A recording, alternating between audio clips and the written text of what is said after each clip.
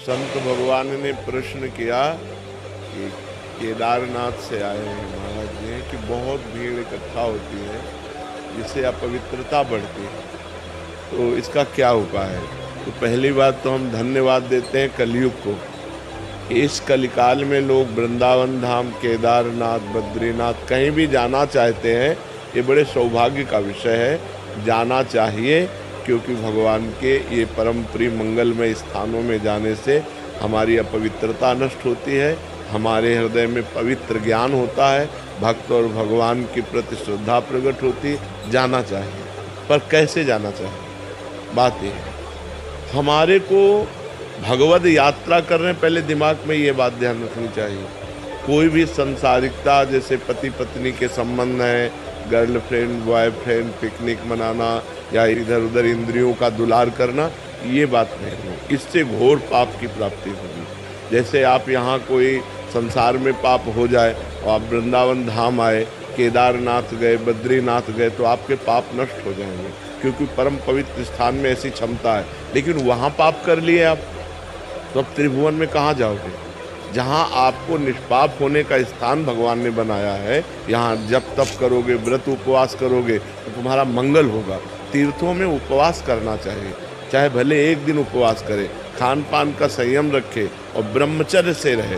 भले एक दिन रुको, 2 दिन रुको, लेकिन ब्रह्मचर्य से रुको। ये पिकनिक मनाने वाला माहौल कि चलो बड़े पहाड़ हैं, बड़ा दृश्य मनोरम है, हम चलकर अपनी काम भावनाओं को और विकास दे, ये विनाश का कार्य होगा, ये पवित्र कार्य नहीं होगा। पूर्व में गांव से जब कोई बद्रीनाथ केदारनाथ जाता था तो वो बोलता था, तुम क्या समझते हो, हम केदारनाथ हुआ है, क्या झूठ बोलेंगे।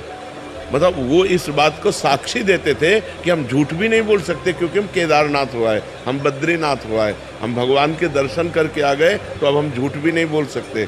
और आजकल लोग गाड़ियों में जाते हैं, होटल बुक करते हैं और गंदी बातें करते हैं, सो ठीक नहीं है। जाना तो ठीक है, लेकिन ऐसे जाना ठीक नहीं कि पिकनिक मनोरंजन अपने मनाने के लिए आप वहाँ जाओ तो घोर पाप हो जाएगा और उसका निस्तरण नरक में ही होगा, फिर नरक भोगना पड़ेगा। इसलिए ऐसे लोग तो जाएं मत, जिनको विलासिता करनी है वो लोग जाएं, जो तप करना चाहते हैं, जो भजन करना चाहते हैं, जो उपवास करके अपने पापों का नाश करके भगवान के प्रति बढ़ना चाहते हैं, उनको जाना चाहिए। और ये जो लोग विलासिता के लिए जाते हैं, हम कहते मत आओ, क्योंकि यहाँ पाप कर लोगे तो कहाँ जाओगे। अब बड़े बड़े होटल बने, होटल बुक किए और बम्बई कलकत्ता की जैसी विलासिता करते हैं और पाप करके फिर यहाँ से चले जाते हैं, तो उनको कहाँ सुख शांति प्राप्त होगी। तो हम ये विनय करते हैं सबसे कि जैसे धामों में, तीर्थों में, भगवान के पवित्र स्थानों में जाया जाता, वैसे बनकर जाओ। गंदी बातें करने मत जाओ।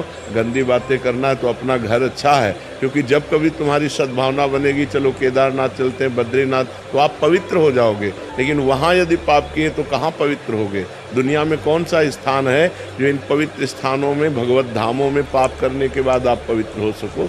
इसलिए ये भीड़ तो हम प्रणाम करते हैं, कम से कम कलयुग में लोग संतों के प्रति या भगवान के, नहीं तो कहा गया मंदिर सूने सूने होंगे, भरी रहेंगी मधुशाला, नहीं कहा गया कि कलयुग का प्रभाव ऐसा बढ़ेगा कि मंदिर में कोई जाएगा नहीं और शराब के ठेके में लाइन लगी रहेगी। तो आज तो कम से कम इतनी श्रद्धा है, हम ये देख रहे हैं, इतनी श्रद्धा है कि लोग भगवत धामों में, भगवत मंदिरों में जाते हैं, पर उनमें कुछ लोग ऐसे होते हैं जो अपवित्रता फैलाते हैं, जो गंदी बात करते हैं, वो ठीक नहीं है। मगर धामों में तो अवश्य जाना चाहिए। भगवान ने कृपा करके अपने धाम को, जैसे बद्रीनारायण विशाल भगवान विराजमान है, जैसे केदारनाथ भगवान, काशी विश्वनाथ, 12 ज्योतिर्लिंग पूरे, भगवत धाम अयोध्या, भगवत धाम वृंदावन, ये सब इसीलिए प्रकाशित है कि जीव से भूल हो जाए, पाप बन जाए, गलती बन जाए, तो इन धामों में, तीर्थों में आने मात्र से, उपवास नाम जप आदि करने मात्र से वो पूर्ण निष्पाप हो जाता है। महाराज जी, कुछ लोग आते हैं कि जो पुण्य कार्य करते हैं, यहाँ भंडारा आदि या शबील आदि लगा ली, जिससे महाराज जी फिर उसके बाद कब वहीं पड़े हैं पूरे नहीं, ये उनको पाप लगता है, क्योंकि धाम में आकर आप पुण्य की भावना से अपवित्रता फैला रहे हो। ये जो दोना पत्तल खा पी के इधर उधर बोतलें फेंक देना है, ये अपवित्रता है। उनको ऐसी व्यवस्था करनी चाहिए कि वो सब चीज़ें एकत्रित करें और एकांत स्थल में जाके आग लगा दें या खोद के गाड़ दें या दूर ऐसा करें, धामों को अपवित्र न करें। अपवित्र करने से अगर वो समझते मैं पुण्य कर रहा हूँ तो वो पाप कर रहे हैं, क्योंकि वो जूठा पत्तल एक भी संत के पैर में लग गया तो सारे पुण्य नष्ट हो जाएंगे। जो पवाया है और जो पाया है, दोनों को, पाने वालों को भी चाहिए और पवाने वालों को भी चाहिए कि वो इस बात का ध्यान रखें कि भगवत धामों को अपवित्र ना करें, भगवत धामों को गंदा ना करें। कि जहाँ मन आया मसाला खा के थूक दिया, जहाँ मन आया दोना और पानी की बोतल, ऐसे प्लास्टिक, वो भगवत धाम है, वो अपनी गाड़ी में रख लो और कहीं एकांत में जाकर उनको हटा दो, वो बात अलग है। लेकिन धामों को, तीर्थों को अपवित्र ना किया जाए। महाराज जी, हाँ, हम सेवा कार्य क्या करें? धाम में जब आए तो क्या कोई सेवा करनी चाहिए? सबसे पहली सेवा है कि आप धाम को गंदा मत करो, ना इंद्रियों की विलासिता के द्वारा और ना कोई बाहरी आचरण के द्वारा। और दूसरी सेवा यह है कि खूब नाम जप करो, धाम में आकर ग्रंथों का पाठ करो, एक दिन, कम से कम एक दिन उपवास करो, और जिस तीर्थ में आए हो वहाँ तीर्थ की महिमा सुनो, उसके अनुसार वास करो, तो ये धाम की सेवा हो जाएगी, तुम्हारा मंगल हो जाएगा, तुम्हारा पवित्र हो जाएगा, जीवन तुम्हारा सुखमय हो जाएगा। नहीं तो लोग धाम में जाते, अब जैसे पाप की भावना है और आप जा रहे हो तो हो सकता है आप दर्शन ही ना पाओ। तो अगर भाव से जाओगे तब तो मंगल होगा, अगर भाव से नहीं जाओगे तो इन्हीं धामों के जाने से आपका मंगल हो जाएगा।